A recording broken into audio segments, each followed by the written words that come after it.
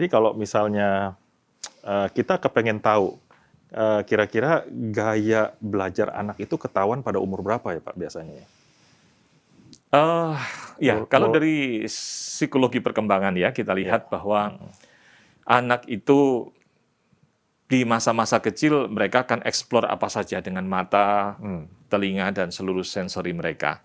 Tapi memang anak masih kecil kebanyakan belajarnya itu mengandung unsur visual dan kinestetik, Visual dan kinestetik. taktikal kinestetik.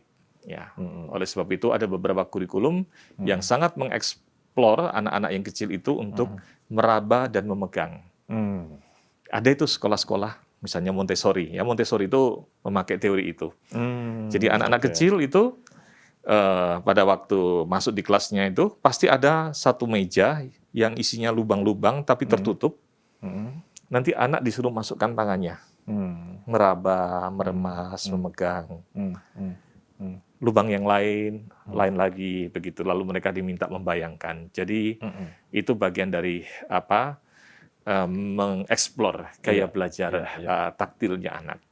Jadi memang sekali lagi tadi Pak Petrus sudah memaparkan strategi dan juga lebih detail tentang 3 gaya belajar. Jadi memang di sini orang tua harus lebih peka dengan cara belajar anak yang selama ini mungkin kita keliru. Seharusnya menerapkan si anak ini adalah gaya belajar auditori, ternyata kita paksa dia untuk visual seperti itu ya Pak. Iya. Nah, Lalu yang kinestetik kasihan dimarahin terus. Nah, ini dia. Nah, tetapi sekarang gini Pak Petrus kan kita kan anak-anak kita kan tiap hari berjam-jam nih di depan Zoom kan, di depan laptop atau gadget. Nah, kadang-kadang anak-anak ini kan kalau tadi penjelasan Bapak, mereka pasti punya kesulitan ya untuk sungguh-sungguh menjalankan gaya belajar yang memang saat ini mereka tahu nih, oh ternyata gaya belajar saya seperti ini. Tetapi mereka terpaksa karena harus di depan laptop. Seperti itu. Kalau dari saran Pak Petrus, ya gimana caranya supaya anak-anak ini mungkin di luar jam sekolah bisa terpenuhi cara gaya belajarnya? Ada langkah-langkah praktis nggak Pak? Atau contoh-contoh yang Pak Petrus bisa sarankan kepada kita? Ya. Ya.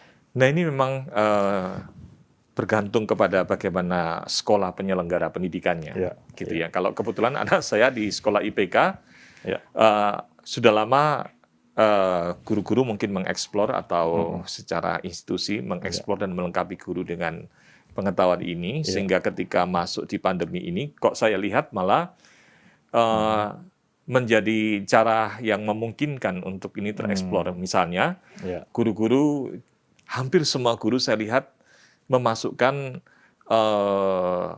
tayangan gitu ya ketika mengajar pakai PowerPoint, ada yang pakai alat peraga lain dan sebagainya, sehingga bagi anak-anak yang tipenya visual, pembelajar visual, mereka menikmati, bahkan kadang-kadang diputarkan film gitu. Ya, betul ya.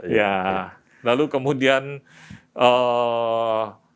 audionya, ya, auditorinya juga terpenuhi ketika guru-guru menjelaskan. Nah, sebetulnya menjelaskan kepada anak itu kan, kalau kita pun juga sama. Kalau misalnya seorang menyampaikan ceramah secara datar, itu tidak nyaman. Betul.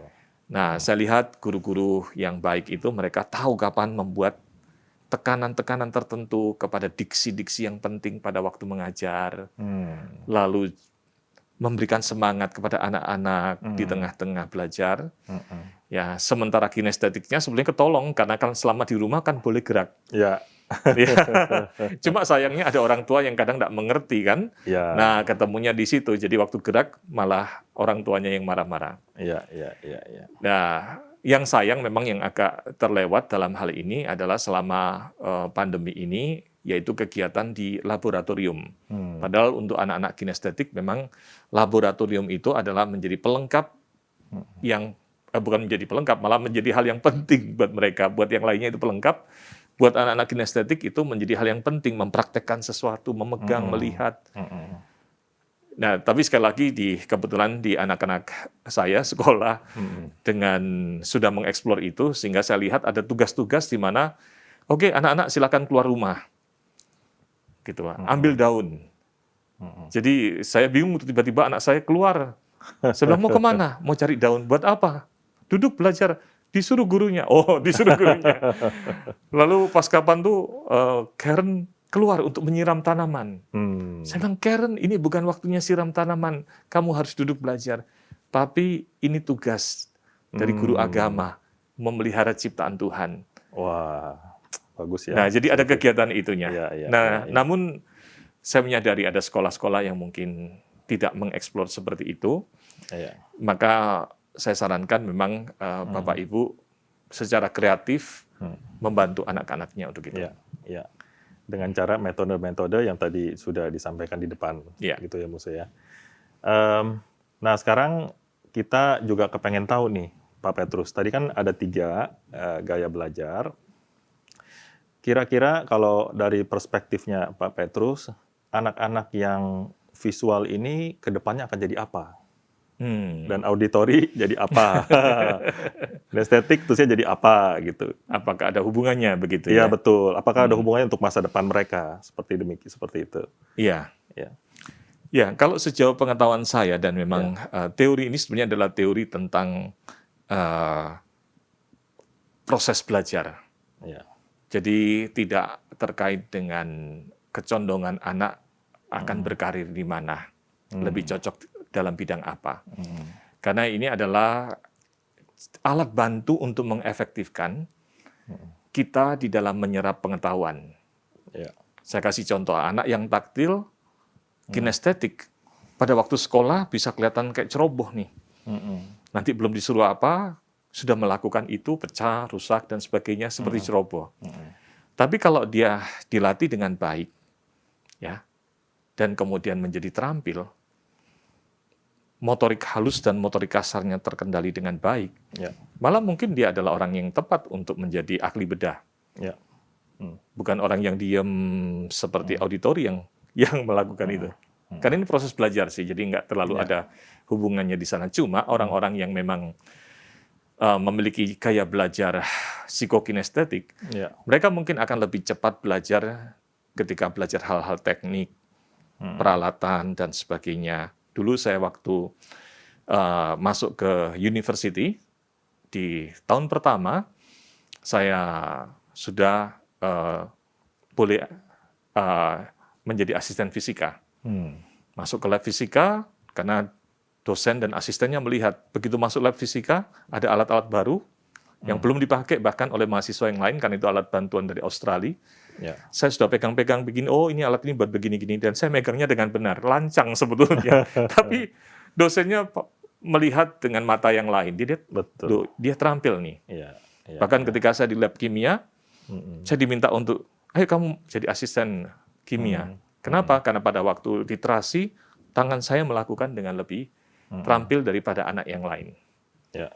Jadi sebetulnya ini adalah gaya belajar, tentu saja kalau itu dieksplor dengan baik, akan berguna untuk di bidang mana saja. Kalau misalnya saya boleh simpulkan, Pak Petrus, sebenarnya setiap anak itu mempunyai 3 cara belajar ini di dalam diri mereka. Cuman bagaimanapun juga kita sebagai orang tua harus punya kepekaan yang area mana yang lebih menonjol.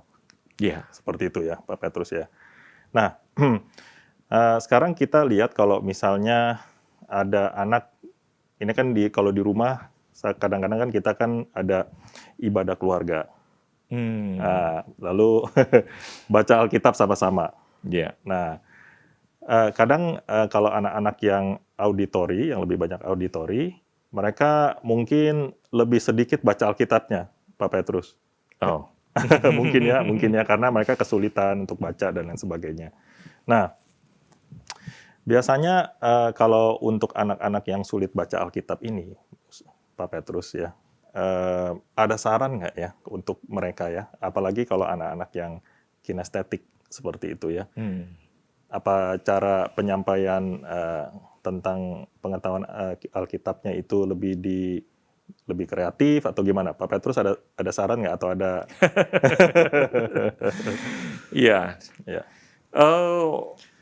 Untuk anak kinestetik, karena dia suka gerak, sesuatu yang bergerak. Paling geraknya anak kinestetik itu sebetulnya untuk memacu fokus dia dan dalam memahami. Tapi kalau yang ngajari terlalu banyak gerak, malah dia terdistract sebetulnya. Nah, jadi mengajarkan anak kita membaca Alkitab, misalnya anak kinestetik, saya pikir baik kalau mengajak mereka bermain drama, memperagakan. Sebenarnya bukan kemarin, mungkin 1 bulan yang lalu, ketika malam hari kami doa bersama, lalu kemudian membaca Alkitab bersama anak-anak, kisahnya tentang Raja Daud. Lebih tepatnya Daud mengalahkan Goliat. Nah, tiba-tiba spontan saya berpikir ini kesempatan baik untuk mengajar mereka sambil bermain. Jadi anak saya, Karen, yang masih kecil, saya katakan, kamu Daudnya, papi Goliatnya. Kebetulan kan, senang sekali dia. Kebetulan dia anak yang susah, anak yang kinestetik. Kalau diajak belajar firman Tuhan, lari ke sana, lari ke sini kan.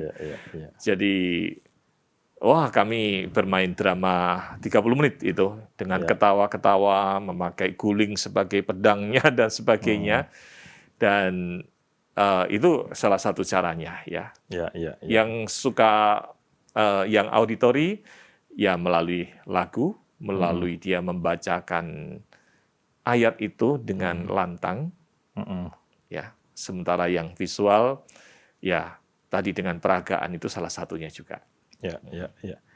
Lalu dari tadi Pak Petrus menjelaskan kepada saya, lalu terbesit nih Pak Petrus pikiran saya tentang Tuhan Yesus. Nah, jadi Tuhan Yesus itu sebenarnya adalah guru yang hebat.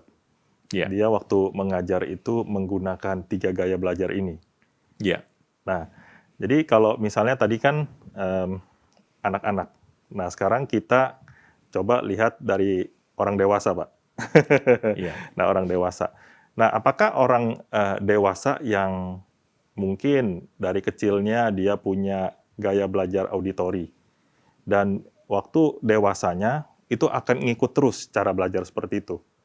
Atau kemungkinan berkembang dia berubah sendiri?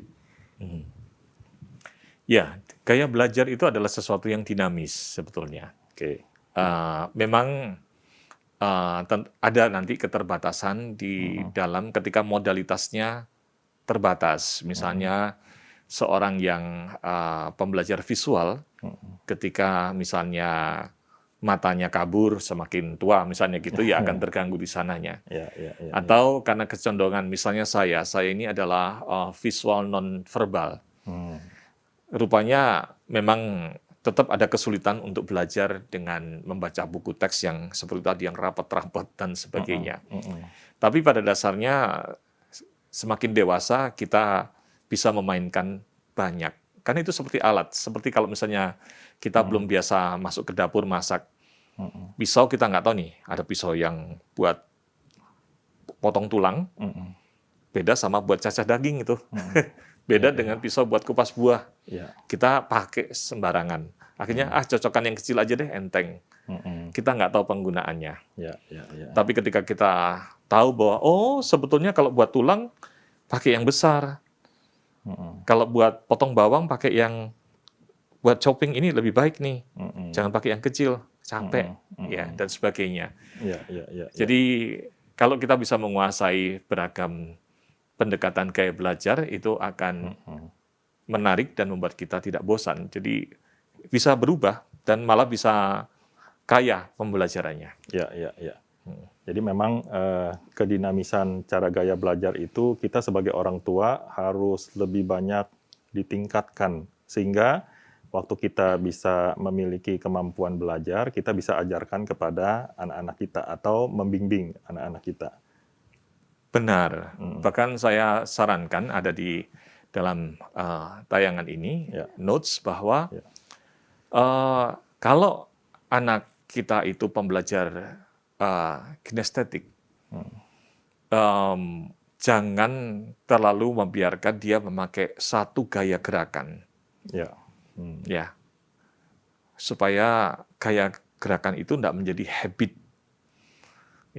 Misalnya kalau belajar itu harus begini-begini gitu. Memang enak sih. Salah satunya dulu pernah saya pakai begitu, Pak. Kalau belajar itu sambil begini kan, mengayun-ayun begini, ini lebih tidak membosankan dan sebagainya. Tapi kalau itu kemudian saya terus lakukan tanpa variasi lain, jadi kebiasaan, kalau nggak begini nggak enak. Nah, nanti kalau suatu hari kita sudah besar, masa kita bacanya begini. Jadi, oke, nggak apa-apa kamu gerak, coba sekarang variasi dengan gerak yang lain. Mami punya kursi yang baru nih, bukan depan belakang, tapi bisa kiri kanan nih, ganti kiri kanan. Begitu ya, dan sebagainya. Ya, memang balik lagi kepada Tuhan Yesus tadi, Pak. Memang kalau misalnya kita lihat, kita sebagai orang tua pasti punya keterbatasan, ya, apalagi kita bekerja dan lain sebagainya. Tetapi saya yakin metode yang Tuhan Yesus sendiri lakukan, yang tercatat di dalam kitab suci, itu adalah pembelajaran yang menurut saya sangat baik, yang kita bisa ajarkan kepada, yang kita bisa terapkan bahkan kepada anak, ya, kepada anak-anak kita. Jadi Yesus menggunakan ilustrasi, menggunakan perumpamaan, dan juga dia duduk bersama-sama dengan orang-orang.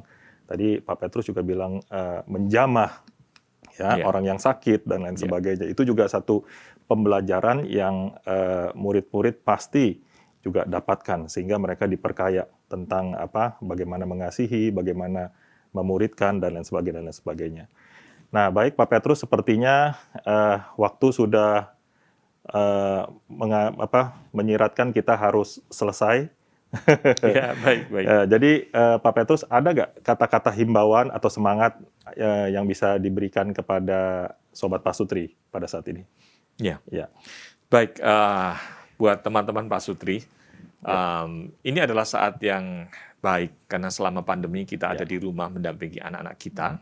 Dan dengan pengetahuan yang ada, walaupun kita tidak bicara panjang nih sampai detail, tapi Bapak Ibu dapat mengeksplornya, dan menjadi kekayaan kita untuk pertama memahami anak, yang kedua adalah memperkaya pengalaman anak di dalam belajar.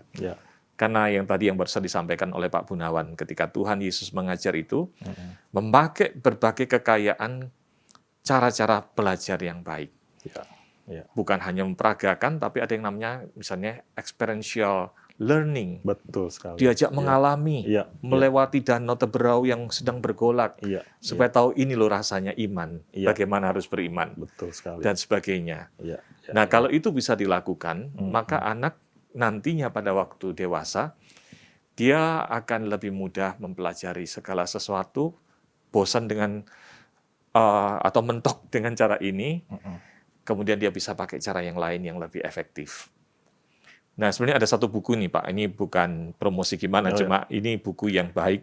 Gitu. Silakan Pak, mau rekomendasi. Ada beberapa buku ya, Sobat Pasutri untuk kita semua. Benar, tentang teori belajar ini kan banyak ya. Tapi ada satu seri buku yang sebetulnya sudah lama diterbitkan.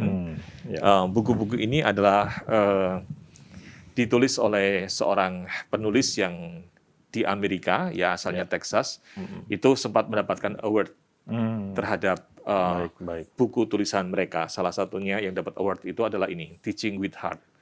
Ini satu penulis yang sama ya? Sama, tiga-tiganya. Oh, luar biasa, oke. Waktu itu, kemudian kami utusan dari IPK sempat bertemu dengan mereka, dengan Jody, dan minta izin supaya diterjemahkan ke dalam bahasa Indonesia. Dan bukunya bukan hanya buat guru, tetapi juga ada buku buat orang tua, misalnya ini, Cherishing and Challenging Your Children. Lalu Touching Hearts, bagaimana mengajak menyentuh hati anak-anak supaya waktu mengajarkan itu kita bisa efektif.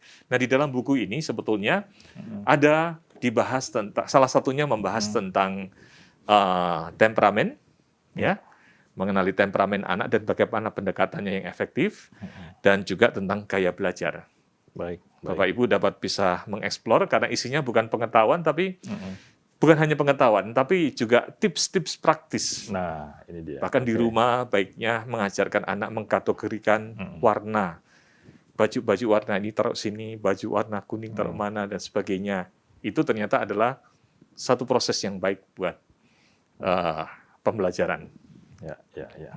Baik, Pak Petrus, terima kasih. Sobat Pasutri, sampai di sini Family Corner.